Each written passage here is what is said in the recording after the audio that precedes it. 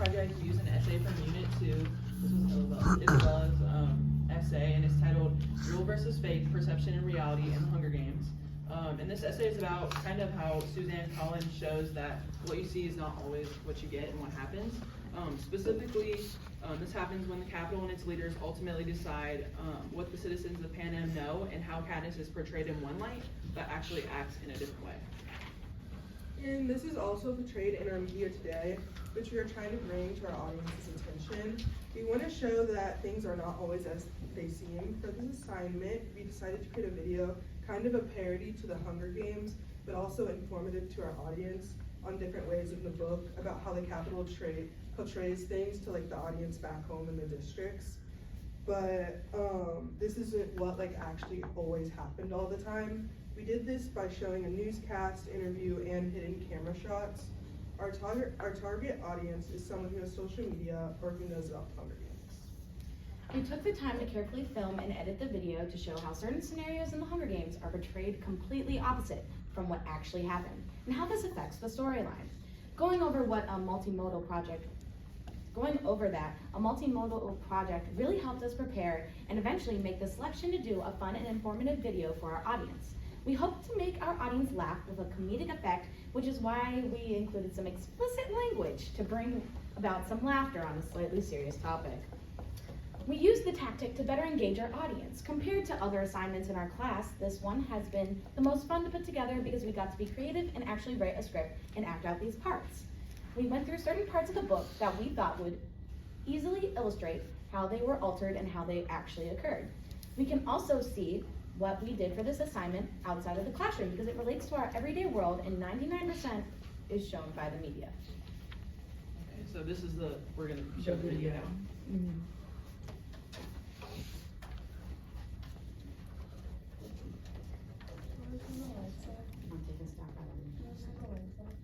I got the lights.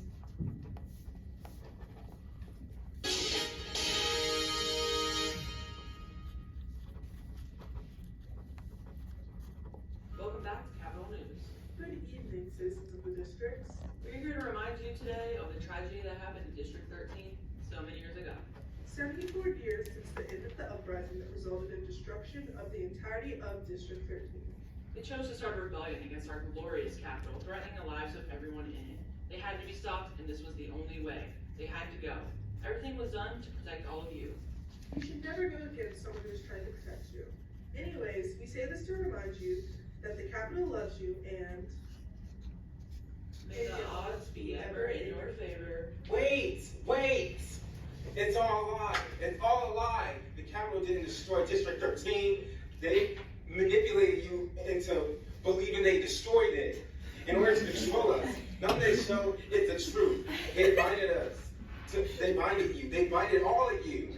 You have to know the truth.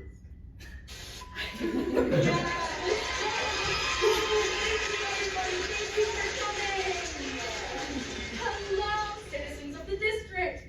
Thank you for tuning in to today's episode of How to Catch a Liar. Today we have a special guest, the one, the only, Katniss Everdeen.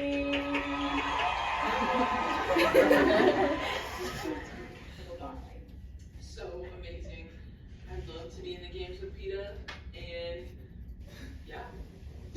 Well, speaking of PETA, during the games, you two lovebirds created quite the stir. So tell me, how's it going now? And how are you guys?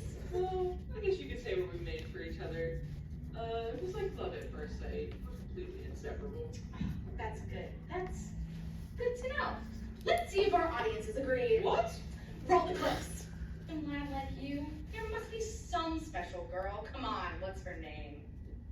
Well, I've had a crush on her ever since I can remember, but I'm pretty sure she didn't know I was alive until She have another fellow? I don't know, but a lot of boys like her. So here's what you do.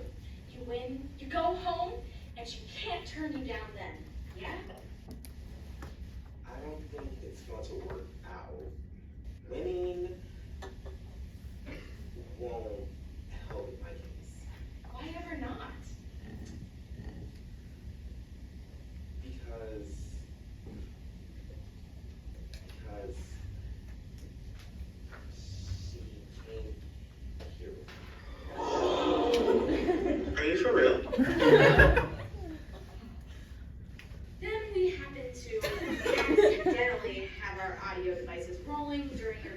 conversation later, and we caught this.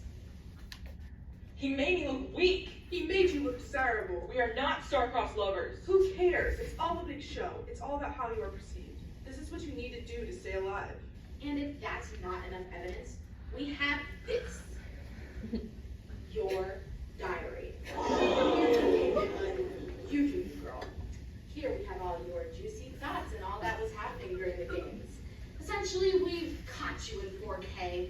Say your prayers while we show this next clip. If I want to keep Pete alive, I've got to give the audience something more to care about. Star-crossed lovers, desperate to get home together, two hearts beating as one, romance. Then later it says, Ida. Trying for the special tone that my mother used only with my father. He goes off again, but I guess I'm awake, which seems to startle him. Then he smiles as if he'd be happy to lie there, gazing at me forever. He's great at this stuff.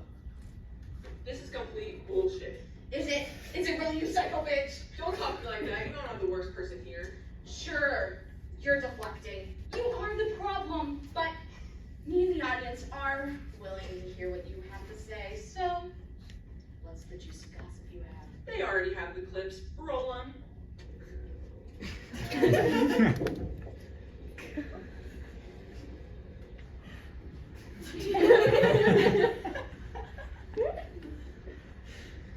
This is what happened after the Capitol scum edited the clip for the final victor reel.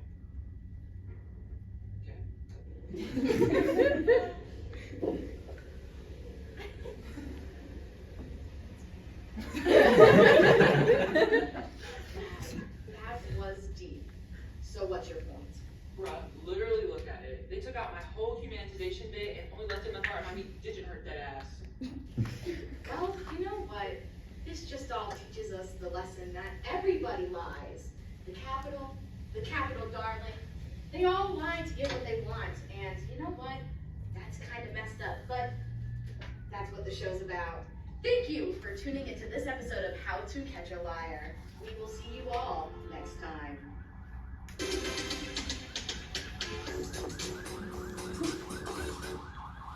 Alright, does anyone have any questions?